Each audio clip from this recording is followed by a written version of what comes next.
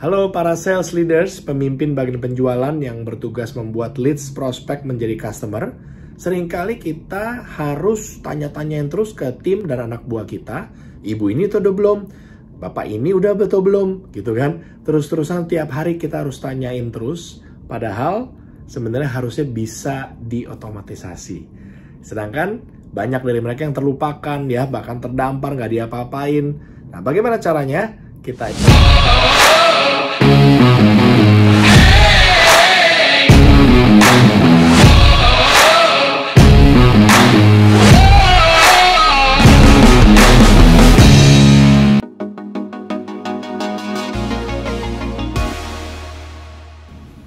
Oke, kita udah bagus marketingnya, udah leads udah banyak ya, udah prospek calon-calon customer atau leads tadi udah banyak, tapi seringkali konversinya sedikit. Atau dari mereka agak lama gitu ya untuk menjadi customer. Salah satu penyebab adalah tidak di follow up, kurangnya follow up. Nah, maka itu Anda sebagai sales leader, sebagai pemimpinnya, biasanya harus tanyain terus ke timnya, ya kan? Ibu ini gimana terakhir? Oh ya belum bisa hubungin. Lah kamu kenapa belum hubungin gitu kan? Ayo hubungin terus. Udah dihubungin dia nggak diangkat lah segala macam, nggak dibales WA-nya dan sebagainya ya. Bisa jadi memang juga diblok. Tapi kesalahan terbesar para sales juga adalah tidak follow up dengan baik. Ya, saya pernah jadi calon pembeli ya. Benar-benar saya akan beli itu, tapi karena dia nggak follow up ya saya nggak beli gitu kan. Tapi kalau dia follow up saya kemungkinan besar akan beli ya. Cuma saya nunggu aja tunggu di follow up karena saya juga nggak ada waktu buat urusin itu. Jadi kunci dari membuat leads jadi customer Anda yang benar-benar paying ke produk dan jasa Anda harus di follow up dengan baik.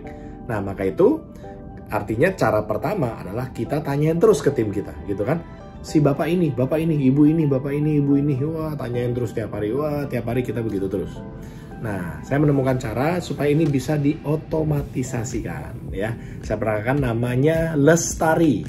Lestari adalah singkatan dari Lead Status Report ya. Nah, apa itu bentuknya? Lead Status Report isinya adalah nama-nama leads-nya ya. List yang pertama Anda bisa lihat di sini.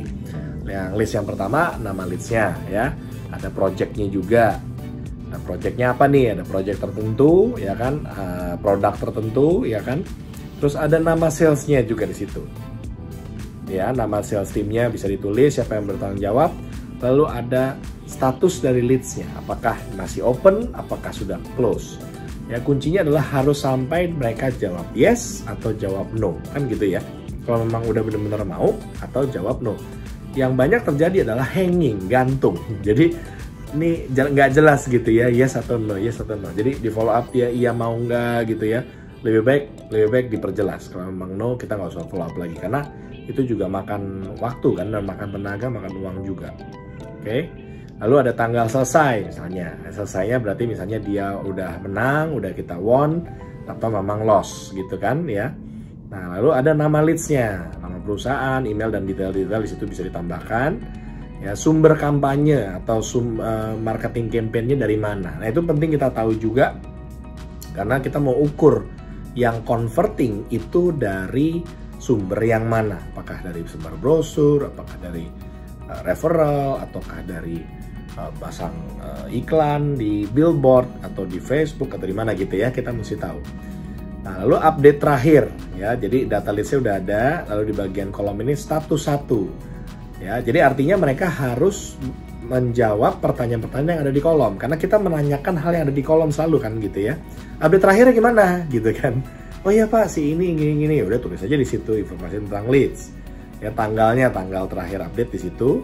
Lalu kita kalau biasanya kan tanya ya mau membuat mereka jadi mandiri, maka kita akan tanya.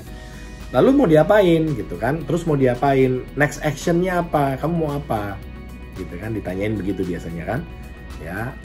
Nah, mereka suruh tulis di situ, ya sales team tulis. Action selanjutnya, oh saya mau hubungi lagi besok, atau saya minta penawaran minta approval dari bapak, kan gitu. Jangan-jangan nyangkutnya di Anda sebagai sales leadernya ya. Juga selanjutnya ada tanggal next actionnya. Kalau ditanya mau ngapain, oh saya mau hubungi. Dia nggak akan hubungi lagi tuh. Dia harus berjanji di situ, tulis tanggalnya.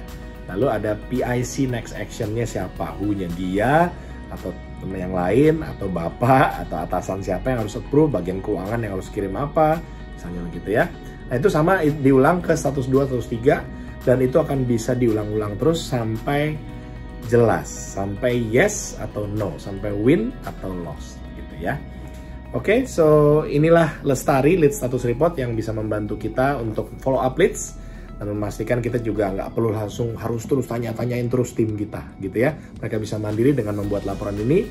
Kita tinggal lihat laporannya setiap berapa hari sekali atau setiap hari kalau Anda perlukan, tinggal diatur aja. Oke, semoga bermanfaat. Saya Joshua Tan. See you later.